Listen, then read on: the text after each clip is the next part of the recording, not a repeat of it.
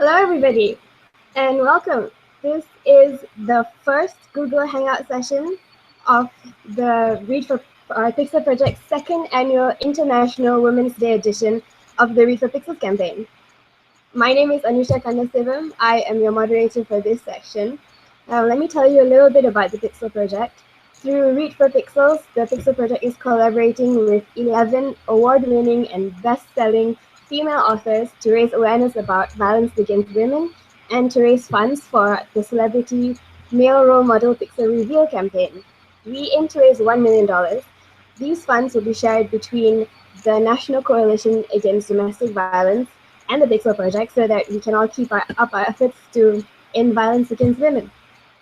I'll be telling you a little bit more about the Read for Pixels fundraiser and all the exclusive author goodies that we have a little bit later in the session.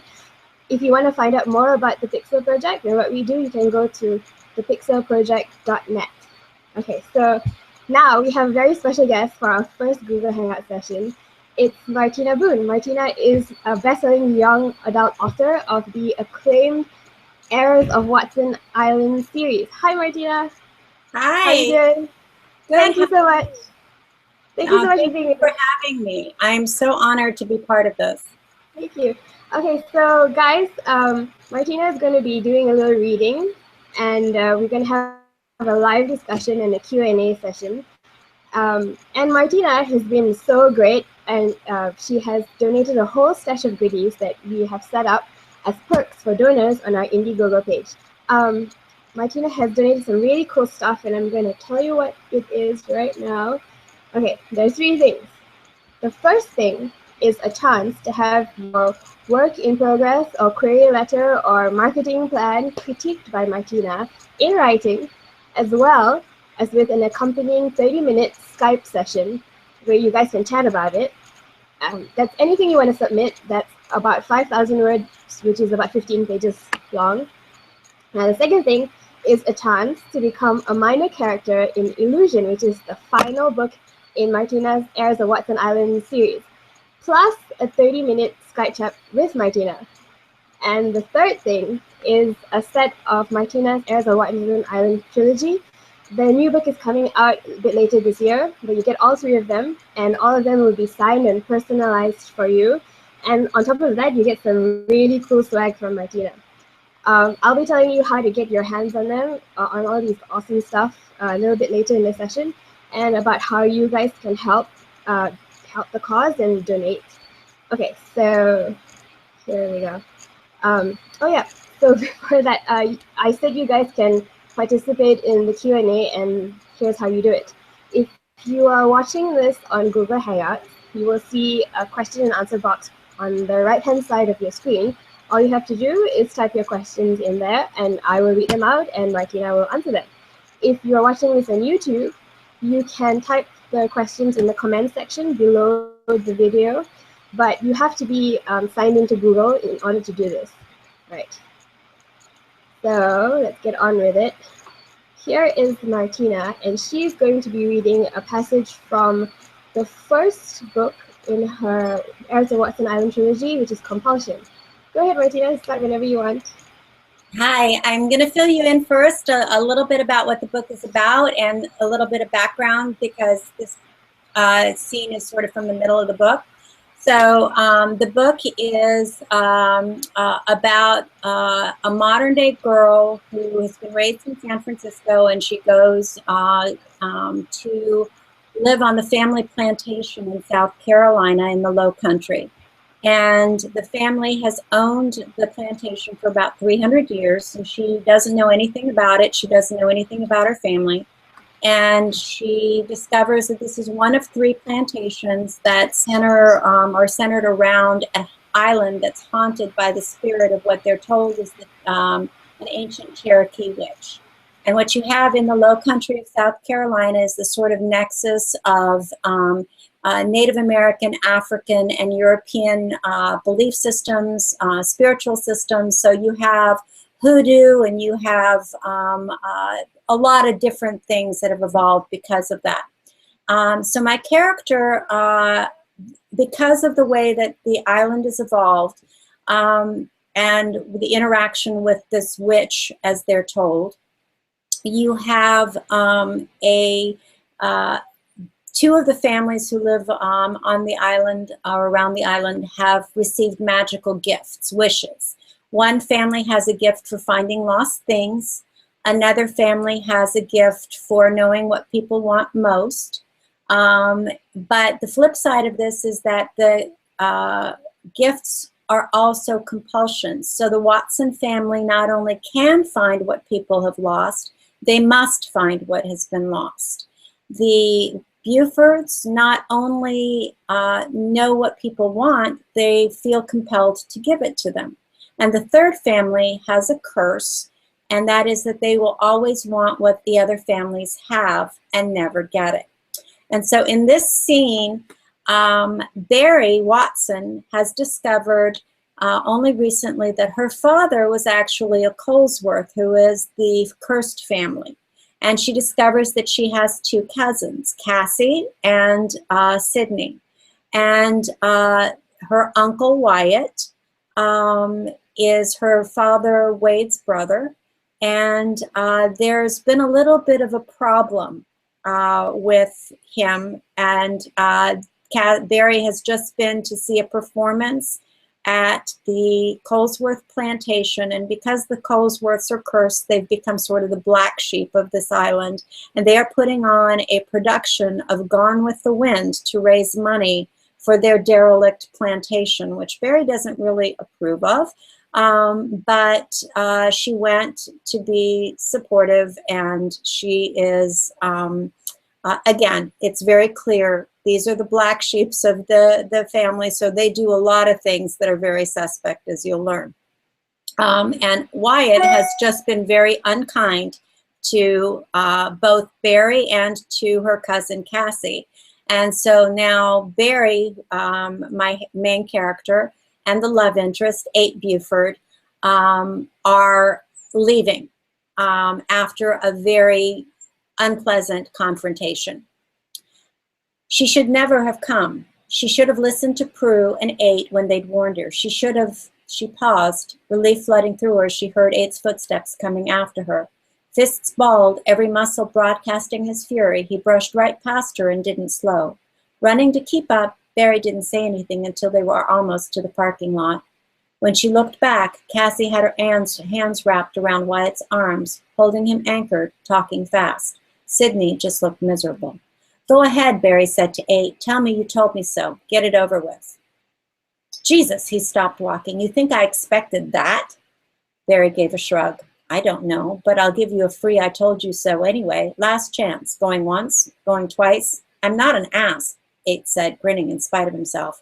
Well, okay, maybe I am some of the time, just not right this second. What the heck was with him? Besides booze? Not just booze. He was higher than a treed raccoon. What does that mean? Drugs? 8 cocked an eyebrow at Barry. You did lead a sheltered life, didn't you, Bear? Yes, drugs. His pupils were as small as his brain. Pressure was swelling in Barry's chest. Stupid, stupid tears. Cassie had been nice to her, and so had Sydney. Barry had wanted so much to be friends with them, and she hated the idea of her cousins having Wyatt for a father.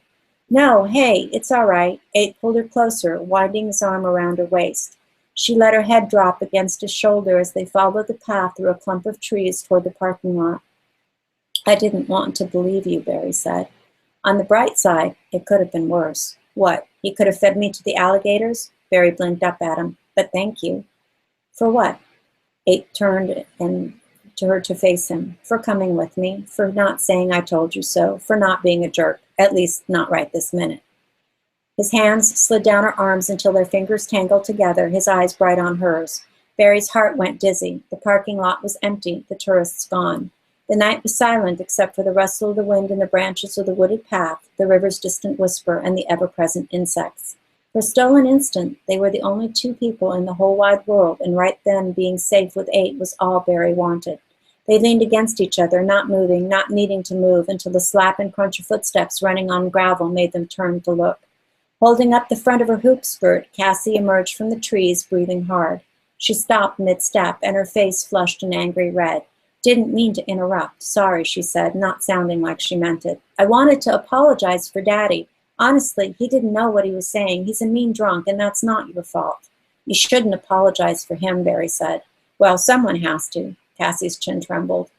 You don't know what it's like feeling you'll never amount to anything, knowing the whole town thinks you're not good enough. That's what it's like to be a Colesworth around here. That's how Daddy's felt all his life. Just give him time to cool off. He's mad because he thinks you're going to look down on us, on him, for not having a house like yours. And I guess he's not really over losing Uncle Wade, but he'll come around. He wants to get to know you and hear all about Lula, hear what she told you about Wade and all. He'll cool off, and it will all be fine. It won't. 8 pushed Barry toward the car. And you're insane if you want Barry to forget how he acted just now. Don't put words in my mouth, Cassie snapped. She turned back to Barry, doe-eyed again. All I want is for the two of us to be okay, cuz. You were right. We're family. I can't help what Daddy says. I can't change him, but you matter to me. You don't have to look for the treasure. I don't think whatever is down there is what you think it is anyway, Barry said. It's sentimental, important, but not necessarily valuable. Cassie's jaw dropped, and it took her a second to gather herself. You don't think our valuables are as sentimental? Our house used to be as nice as yours. The Yankees didn't let anyone keep anything. Paintings, photographs, jewelry, keepsakes, histories, dignity, civility. They took it all away. What's buried down there could give us a little of that back. Barry could have told her that things wouldn't make Wyatt civil or dignified, but what was the point? She sighed and turned to go. No, wait, Cassie's tone went back to pleading. I swear I don't know what's wrong with me. I didn't come out here to talk to you about the treasure. I swear I won't bring it up if you don't want me to. It's just that I hoped it could finally fix things for us. Just tell me we can still be friends. The longing on her face was so intense, Barry couldn't bear to see it.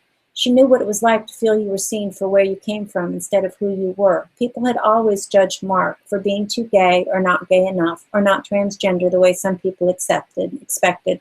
How many times had people presumed she would apologize for him being who he was? She had always refused, but she had been able to walk away because those people hadn't mattered. Those people weren't family. Of course we're still friends, she told Cassie, trying to ignore the way 8 growled. I'll talk to you soon. Once they were in the car, 8 slammed the door and started the engine. He was spectacularly mad driving out of Colesworth Place. Barry almost wished he would go ahead and yell. Get it over with. He turned onto the main road with a squeal of tires. I'd prefer if you didn't kill us, if you don't mind. Barry kept her voice nice and even. I'd prefer to strangle you, and I do mind. How can you fall for Cassie's crap again? She doesn't want to be friends with you. Don't you feel sorry for her at all? She was the one who put you in that situation, and you should never have admitted you felt something lost on the property. Of course she's going to ask you to try to find their fictional valuables again. She was lying when she said that wasn't what she wanted. The Buford gift again. What would it be like knowing whenever someone lied? Barry decided she wouldn't take that gift if someone served it up to her with a side of chocolate hazelnut tort. How many times a day did people lie or twist the truth until it wasn't recognizable anymore? How could you trust anyone or even like them if you always knew what was in their hearts? When it came down to it, the only absolute truth was loyalty, family, the people you chose to stick by no matter what. I'm not going to blame Cassie for a situation beyond her control, Barry said. Don't worry, though. I'm not going to let her push me into anything. How has that worked out for you so far? About as well as minding your own business has worked for you. Barry bit her lip as soon as the words were out, but it was too late to call them back. And maybe she didn't want to. The whole night had left her in the mood for a good argument, no holds barred. 8 shot over the bridge and turned in the opposite direction from Watson's Landing. Home is to the right, in case you've forgotten, baseball guy. Thanks, but I don't need your Watson census to tell me that. I see you're back to being a jerk. Are you going to turn around? Since I'm being a jerk, no, I'm not. Fine, Barry flounced back against the seat. Fine. The car sped up. 8 was accelerating as they barreled through town, and Barry half expected to see flashing lights appear in her side mirror. Do you mind at least telling me where we're going, she asked. They passed the entrance to Bobby Joe's parking lot. We're going to go forget about Cassie and Wyatt. Screw them if they don't like you for you. He sounded like Mark. Barry found herself breathing in 8's recklessness, swept up in it, and suddenly it didn't matter where they were going or what he planned to do. His moods were contagious, dangerous to her equilibrium. He stopped at the beach, the same beach where they'd seen the turtle nest. Neither of them said a word while 8 retrieved a musty-smelling towel from his trunk and caught Barry's hands, lacing their fingers like they were made to fit. They ran barefoot over the dunes and through a break in the pickets that held back the sea oats. The moon turned the white sand to diamond dust, and 8 laid a towel down above the tide marker of shells and seaweed and damp dark sand. He sat down and drew her against him, his back against her back against his chest. His arms wrapped around her, and she leaned into the solidness of him. His heartbeat swashed through her like the waves until she didn't know whether the pounding of it was hers or his. Then she sighed and relaxed to ease her down and leaned over and finally kissed her until she felt like she was going to fall. She reached for him, kissing him more deeply. His lips were scalding on hers, leaving her tingling and whole instead of so alone. She wanted the feeling, the moment, to never stop. Only when she came up for air did the word love enter her thoughts. She pushed it away, but maybe by the time any girl thought about protecting herself, keeping herself from falling for a guy who was going to leave her broken-hearted, it was already too late. Maybe it had been like that for Lula with Wade, and instead of being Prince Charming, Wade had turned out to be like Wyatt. Why do you suppose my mother was afraid of Wyatt? Barry rolled and rested on one elbow to look at 8. Apart from what we saw tonight, you mean? I assumed it was about the feud, because she was a Watson and she'd run off with Wyatt's brother, but it felt more personal. Feuds are always personal. That's what makes it hard to break the cycle. Everyone lives locked inside their own anger until someone is finally brave enough to step outside themselves to see the view from the other side. It's why I need to get away from this place. But you're not stepping out for a different view, Barry tipped her face up to the stars so she wouldn't have to look at him. You're stepping out to run away. He was silent, and she was suddenly afraid. Afraid that she had said too much, presumed too much, hoped too much. She rolled her capris as high as they would go, then ran toward the water. She didn't look back until she was knee-deep, which was as far as she dared. He was right behind her, his face gleaming in the kind of light that turned beautiful boys into gods. He caught her and held her, his skin so warm and alive she couldn't help but melt. Why did you run? He asked. To see if you'd come after me. It scares me how willing I am to run after you. We're both doing too much running. So kiss me again. Her hands crept around his neck, tangling in his hair to keep him closer, even though she knew that beautiful boys with expiration dates couldn't be held, only borrowed for a time. Ta-da! So that's from Compulsion. Again, to sort of recap, Wyatt is Barry's uncle. Her father was his brother, and Cassie and Sydney are her cousins. And Mark was her caretaker, who was the person that really raised her, and he's an African-American ex-drag queen. And so he always got a lot of questions about whether, what his gender was, and was he doing things right, and he preferred to call himself he rather than she, and so that had issues for people. So, you know, it's a lot of, and Prue is her aunt. So that is the cast of characters in case anybody missed anything there. There's a lot of names thrown at you. There are a lot of really wonderful and very colorful, well, not really colorful, but interesting characters in these books of yours. And especially the women, I find, like Barry, she's young, but she's resourceful and she's smart and she's kind and compassionate. What inspired you to create characters like that? Because I wanted to take a character who had no idea that she was strong. Because I think that we have in YA literature so often these women who carry swords or, you know, are so strong that girls read about them and they want to be like them, but, you know, really how many of us can carry a sword around? The young women that I meet so often have no idea that there are different forms of strength. And that the weakest seeming person is often the one that has the backbone of steel. And Barry sort of stands up for everybody but herself, because she grew up in a situation where she didn't know that her own mother loved her. And so her self-image is sort of that she's not very lovable. And the only person who, up until this point, has shown her and told her, I love you and you're an amazing person, is Mark, who, you know, was a little eccentric, but who she adored. And but Mark, at the same time, also had no idea how strong he was. And so there were these two sort of lost souls taking care of each other. And then she comes to Watson Island, and she's always wanted family. And now here's these cousins. And to be honest, Cassie's kind of an awful person. But she doesn't realize that. And she's willing to go to battle with anyone to defend Cassie, because she sees Cassie as a victim. She sees Cassie as someone who people look down on and are talking bad about in the same way that people will talk about Mark. And so here's Barry, who's never seen herself as strong, sailing in to defend this girl who is one of the strongest people in some ways. But as you get into persuasion, you find out why she is the way that she is, and you find out that she's been a victim in many, many ways. And that is one of the reasons that she is so manipulative.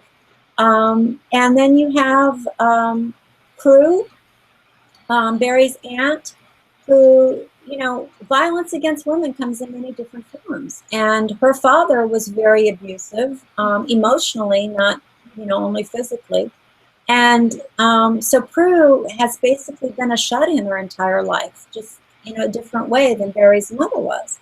And, you know, both of them were victims of abuse from their father, and then Barry's mother married a man who was also abusive. And that's a cycle that continues so often. And so I wanted to write about that, and I wanted to show that weakness, and I wanted to write a book in which these women came into their own by helping each other and by discovering that women have always been strong. We think this is something that is new, that, you know, this is something that we look for role models like, you know, pirate women or pirate whatever. But, you know, it took strength to have children that were going to die more often than they survived. It took strength to manipulate men into doing what they were supposed to do, and to treating you in a way that allowed you to survive when you were their property. And so in addition to looking at the present family that lives on Watson Island, this trilogy goes back many, many years, hundreds of years. And it goes back to the Native American roots in the area, because back in the turn of the 18th century, up to 50 or maybe even more % of the slaves in the Carolinas were actually Native American, and most of them were women and children. And that really spoke to me, because there are 30 million slaves in the world today, and most of them are women and children. And in all that time, we haven't really come so very far. And, you know, those women were incredibly strong. And so were the slaves who came over from Africa afterwards. And so were the European women. And one of the inspirations for the trilogy is the character of a historical figure of Eliza Lucas Pinckney, who at the age of 17, at the turn of the 18th century, ran 3 plantations for her father, who was the governor of Antigua and so was away.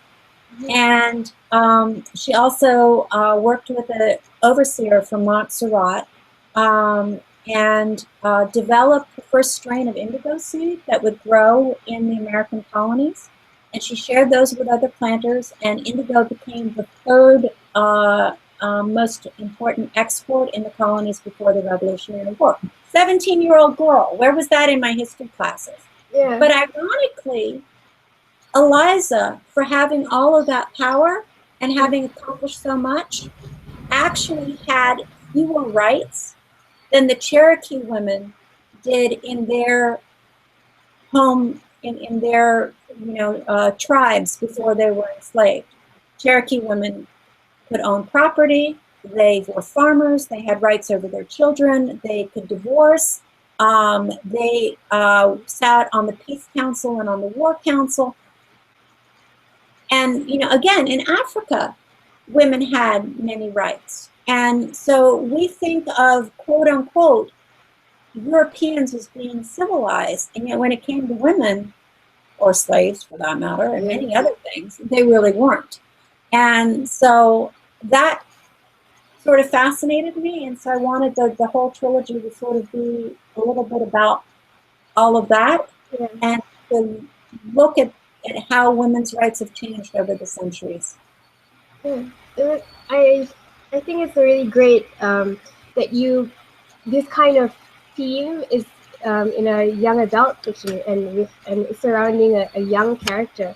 What do you think your young readers can learn from this about their strength and about the history of where they live in and about the women that come before them? I really tried hard to write the books so that they could just be read. You know, if somebody just wants to read them, I wanted them to be accessible for people who loved Twilight or who loved, so many other books. But then there's this layer that runs through it, and I hope that what readers will get from it is curiosity about, hey, this is how one of the themes is that the story of this Cherokee witch, you find in the end is very different than you think it is in the first book, and it changes in every book according to who tells the story. And in the final book, you finally find out the truth as Barry discovers it. And that's so true of everything in the books. History is told according to who tells the story.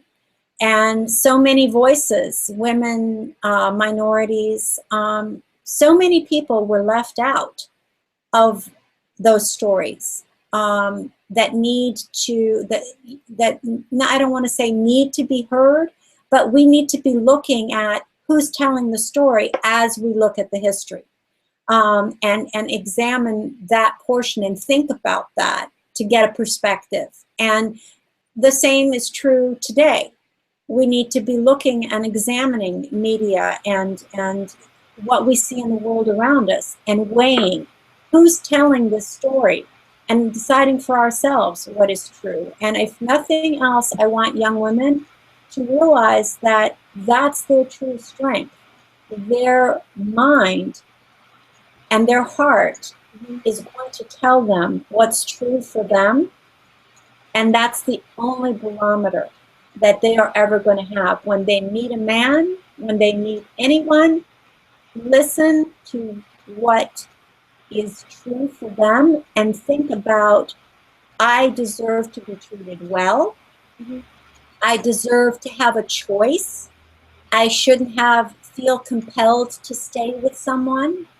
I shouldn't feel compelled to fall in love with someone or to have sex with someone or to do anything that I don't want to do. And that is strength. Yeah, all right.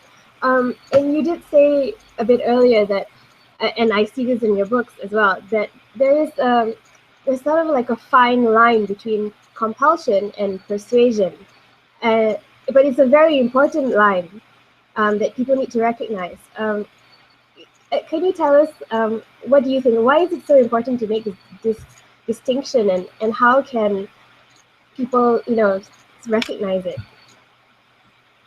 I mean, that's really such an important question today, and you see this, you hear the term rape culture thrown around, and there's so much prevalence in college of date rape or rape in general, and and you see the statistics of the percentage of women that will be sexually assaulted or violently assaulted in their lifetimes. It's mind-boggling, and the percentage of women who report those is so minimal compared to the actual occurrences. And I think that one of the things that happens is that we are taught as girls by pop culture, by hip hop music, by the violence of these football players, and just so much that is thrown at us. And we're basically told, not in so many words, but in images and song lyrics and pressure in school at such a young age, from 5th and 6th grade. Take it. That's what you have to do. You have to do this to be popular, or you have to do this. That feeling you have to do something because that's not consent. That's not persuasion. That's crossing the line. So anytime that, and what I wanted to do in the books was to explore the many different ways and get people thinking. Without telling them, I want them thinking about what is the right form of persuasion and what is crossing the line. And so you have it in many different ways. You have a parent who lies to his son because he wants him to do something for his own good, but he's still lying to him to get him to do it. You have a young woman who was sexually assaulted as a threat to her father, and then told, don't tell. Or you have another father who was emotionally abusive to his daughters. You have, you know, and it's not restricted just to men. You have Cassie, who tries to get her cousin to help her find this treasure by hook or by crook, and who sort of manipulates her in different ways. And then Barry herself feels like she's in between a rock and a hard spot, because as the compulsion to find lost things starts to war against 8 Buford's need to give people what they want, you have the question of, is 8 giving up something for Barry because he wants to of his own accord, or is he doing it because she wants him to? And her finding 8 and feeling drawn to him, is that because he knows what to say to her to make her like him? Or is it because there is something in her pulling her toward this man who's her sort of missing half, soulmate, whatever you want to call it? Her gift is pulling her toward him. But she doesn't necessarily, at the beginning of the book, the last thing she wants is a relationship, especially with someone who she doesn't have the confidence to date. So, and who also is leaving the island. And so the last thing she wants to do is to get her heart broken. But they're drawn together. And the question is why? And is it of their own free will? Or is it these compulsions? And so I play with it in a lot of different ways, down to slavery, which, you know, face it, was the ultimate violation.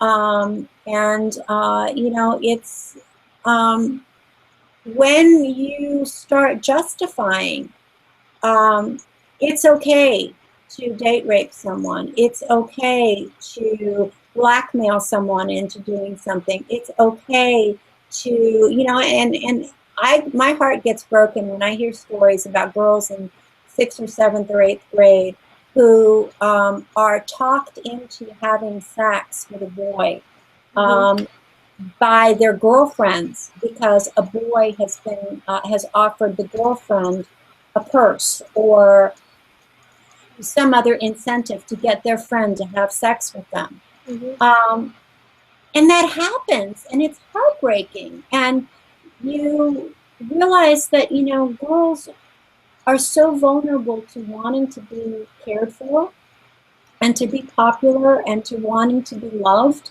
And at that vulnerable age where they don't know themselves yet, suddenly they're so subject to these pressures that bombard them from all sides and push them to be doing something that eventually they're going to regret. And I you know, once a boy or anyone can justify doing that, it gets much easier to justify doing the next thing. And eventually you understand how, as you justify that, you start to think of the person that was your victim as being less than you, as being not as important as you are. And then you start to understand how people were able to justify slavery to themselves. And, you know, and you see that the bulk of people who are enslaved in the world today are, you know, in the sex trade. And again, completely mind-blowingly heartbreaking. And there is, of course, young women, like you were saying, have to know their own strength and know themselves. But a lot of it also is, I mean, half the battle is the men who have to change their minds, change their mindsets and treat women with respect. And like, I know your novels, for example, feature quite prominent male characters like Wyatt and Abe. And how important do you think it is for your young readers to experience these male characters who treat women with respect, especially somebody who's a love interest, for example? Eight, Buford, I tried very hard to make him a gentleman. And, one of the things there are so many characters, wonderful characters in YA who are quote unquote the bad boys. And women tend to be attracted to bad boys who are sort of these alpha males. Especially as teens, as young adults, and as even tweens, it's very sexy to see this guy who takes charge and is, very Cool. It's not so sexy in real life if that person doesn't make you feel like you are equal, who doesn't give you the ability to speak your mind and to explore your own life and to have emotions and feelings and to feel that those are weighed equally to his own. And I think there are so many times where, again, it's justification, whether you use the Bible to justify it or the Quran to justify it or popular culture to justify it or whatever. When you make yourself feel bigger by making someone else feel smaller, that's not an alpha male or a bad boy. That's just a bully. That's someone who hasn't grown up and realized that people are stronger when they're equal than they are when one person thinks they're better than the other person or more important than the other person. So I think it's critical. Yeah. We have a question from a viewer. And guys, whoever's watching this, you can start typing your questions in and I'll start reading them out. We have a question from Regina, and she asks, how challenging was it to find a balance between telling a compelling story and getting a message of female empowerment and violence against women shining through without sounding preachy?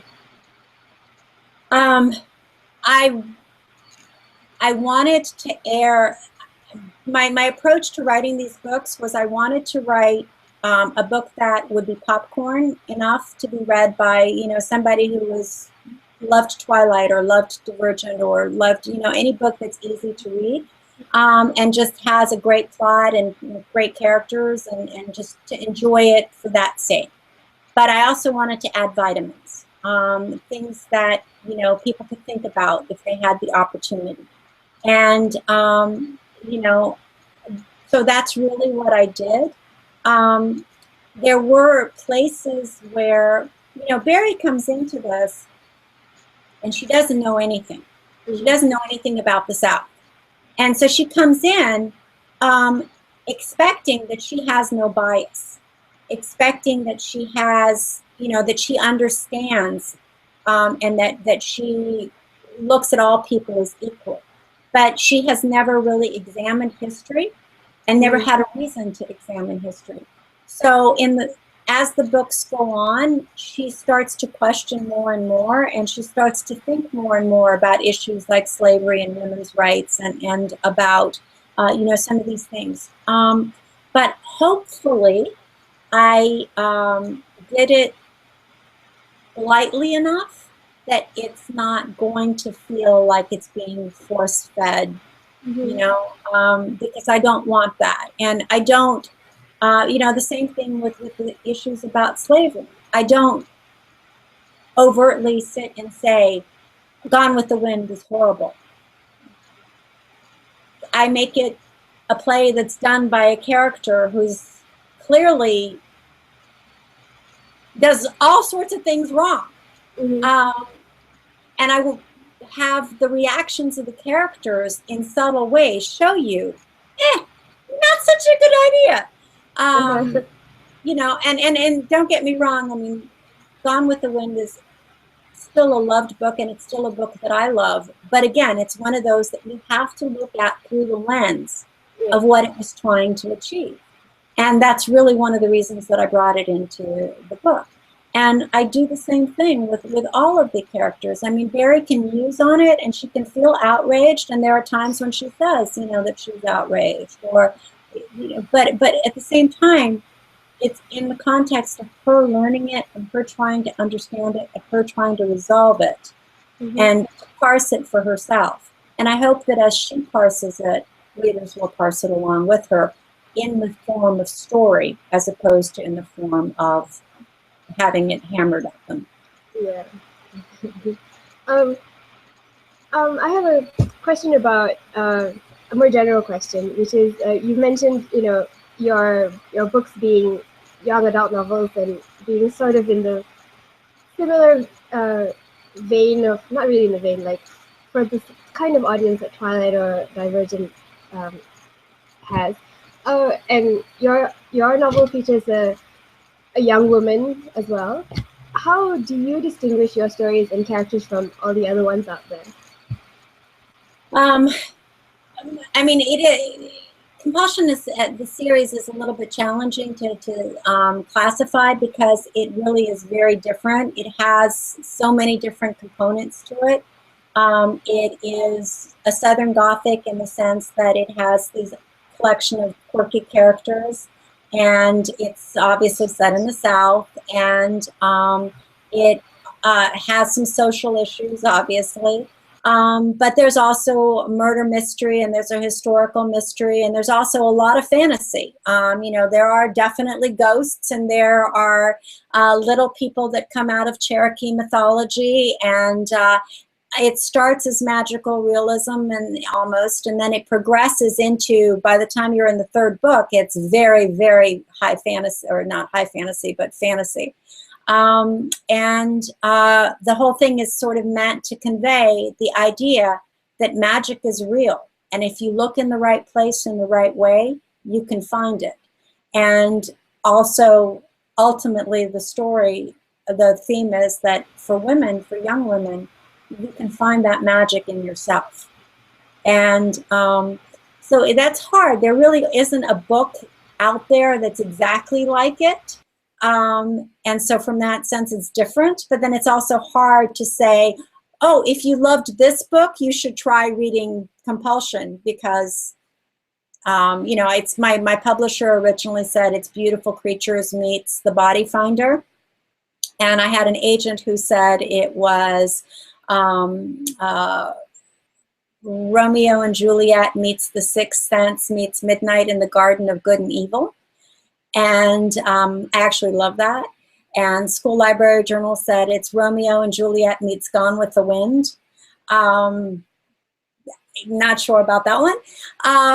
But, you know, so it's sort of this combination of different mix of different things. And so, you know, it's really, it's unique in the sense that it has all of that history and mystery and character and plot. And at the same time, there's, you know, things that explode and ghosts, and, you know. Yeah, spirits and fire. And, yeah, ghost that sets fire to a river, and yeah. Yeah. And, you know, just ordinary run-of-the-mill, yeah. You know. Yeah, well. But really, it was interesting reading, though. And what I found interesting is that I read quite a lot of young adult fiction, and something that really annoys me is this thing where sometimes authors, even, I guess, even without meaning to, they kind of pit female characters against each other, and everything's a competition. And but I don't think you really did that. I mean, Cassie and Barry have this like push and pull happening, but it makes sense from the character point of view.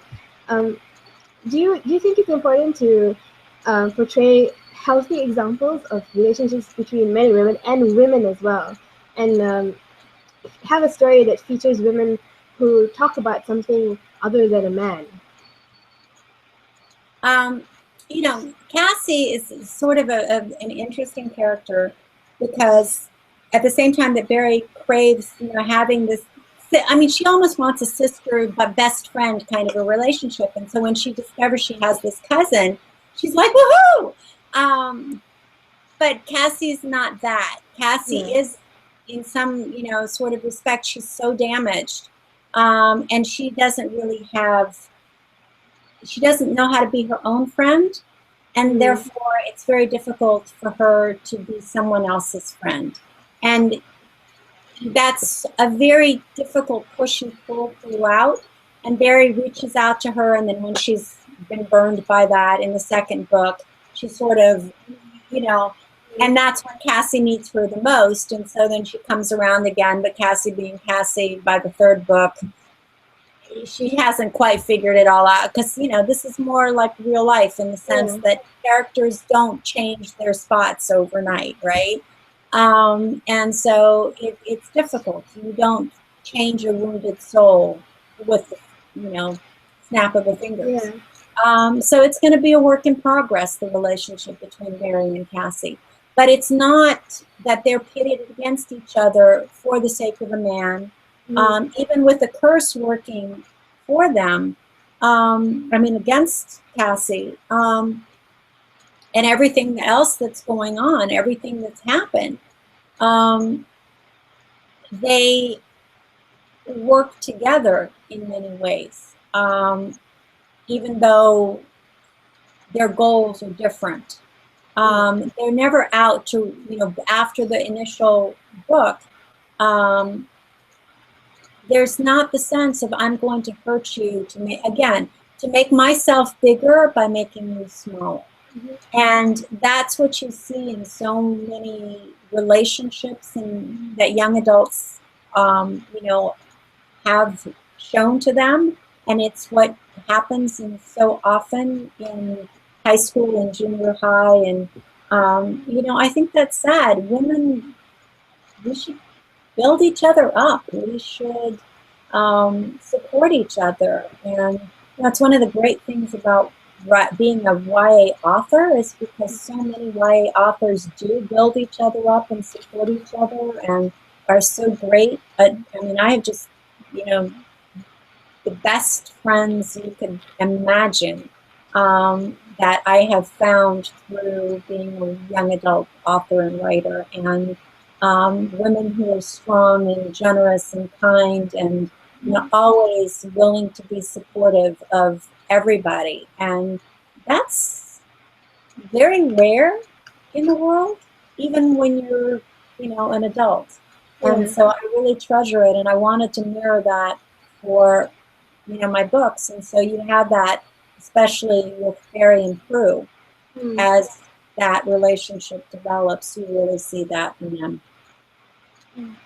Um, yeah, we've been talking a lot about how you have these little messages of, respect and ending, basically how people should treat each other in your novels, and how people can, and how, okay, so the question is, how do you think these kind of messages in books, in pop culture, can translate to stopping violence against women? I think that if they make people question, Mm-hmm.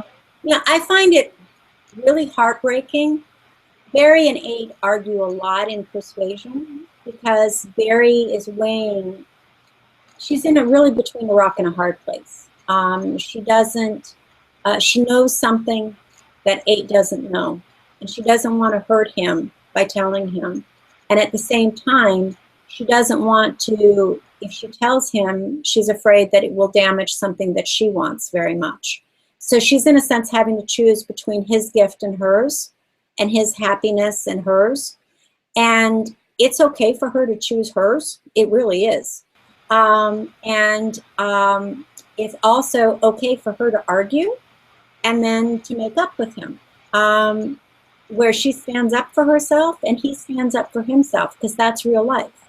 Yeah. And I find it really heartbreaking when people say, oh, but they argue, or she's so mean to him, because that is very frequently something that I would hear someone who has not developed respect for themselves or the ability to understand that they get to be their own person yet.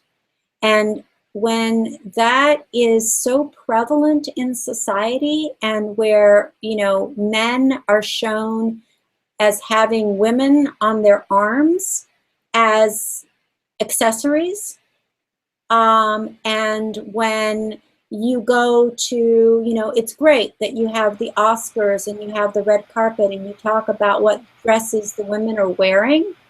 That's fine and great, but when, you know, Jennifer Lawrence does the Hunger Games and does a darn good job, and they talk about her weight, Yeah.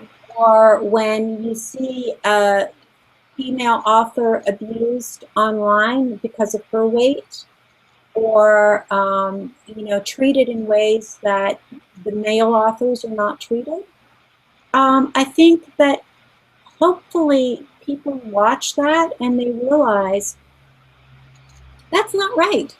Mm-hmm. And that's not how I want to be treated. And I think anything that makes people stop and think, is this right? Anything that raises a question that, you know, maybe after reading the book, that book once, they don't stop and think about it. But maybe if we get enough books out there and they see that question 3, 4, 5, 6 times, and as they have, it percolates, they think, oh, you know, this is not a choice I want to have made, or I would have done, yes, I think this character did the right thing, or no, I think this character did the wrong thing. Hopefully it lets them be prepared for when they face that situation in real life. Yeah. Yeah. I see what you mean. Okay, so I didn't even realize, but we're almost out of time. We've had such a good time talking about all of this. I have maybe 1 or 2 more questions, and my next question is, well, putting a stop to violence against women seems to be something that's very close to your heart, and you know you're very kindly supporting the Pixel Project and this Read for Pixels campaign. Can you just tell us, why do you support this cause? You know, I have no real reason. I have a wonderful husband who's been incredibly kind to me, and but you know, I did have a few experiences when I was younger with, you know, strangers that were sort of almosts, and I think, you know, to a certain extent that shaped my my thinking. But I also have, you know, my mother was very strong, is very strong. You know, was very early to have a career, and um, so, you know, sort of the equality is something that's always been a given to me. And when I see inequality, I guess I have a thing for the underdog. Yeah. Anytime that I see inequality or someone being, you know, not treated well, I, it's Yeah. time, you know, time to go. Yeah. So. And inequality is one of like the main reasons that violence against women exists, right? Do you think that there will ever be a time in our lives when men and women will be completely equal, and so there won't be violence against somebody just because they're of some agenda? You know, I'd like to say, yes, I think that's true, but I see so many things in the news that say otherwise. I think there's always going to be someone who exploits someone else. And I think that what we have to do is to work actively, to educate, to empower women, to provide networks where they can go to get support when they need it, and more importantly, to get the message out that women are equal, that women deserve as much as men, that women contribute as much as men, even if it's in a different way, and that all people deserve to be respected and honored and treated well, and lifted up as opposed to being pounded down. And I think that if that message can go out as often as possible to counteract the message that so many messages that you hear from so many people in authority, and so many so-called role models. That's why I love the Pixel Project, because it's so important for those voices to be heard to counter those other messages. Yeah, thanks, Martina. And I just want to say that you and authors like you who are participating in this campaign and in any kind of campaign that is running are also role models.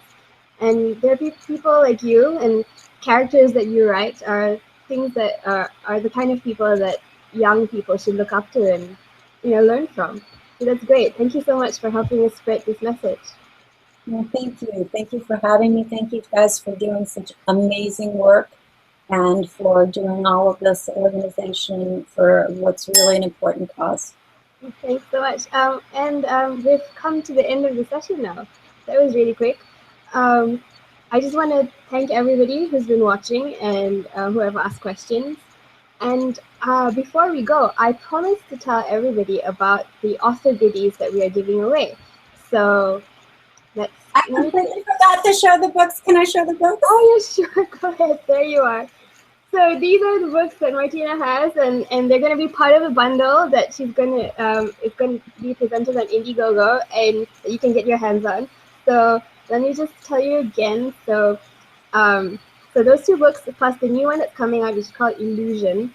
It's going to that's a bundle, a set of Martina's books that you can get on Indiegogo. And another thing is a chance to become a minor character in the next book, Illusion, the final book, plus a 30-minute Skype chat with Martina. This is an awesome, awesome perk.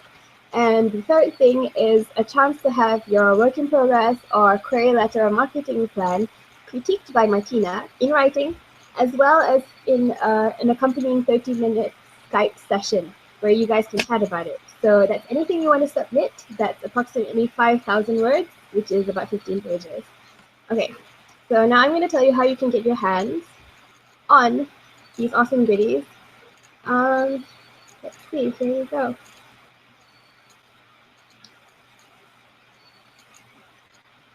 Okay, so here are all the links that you need. And you can go to our Indiegogo page.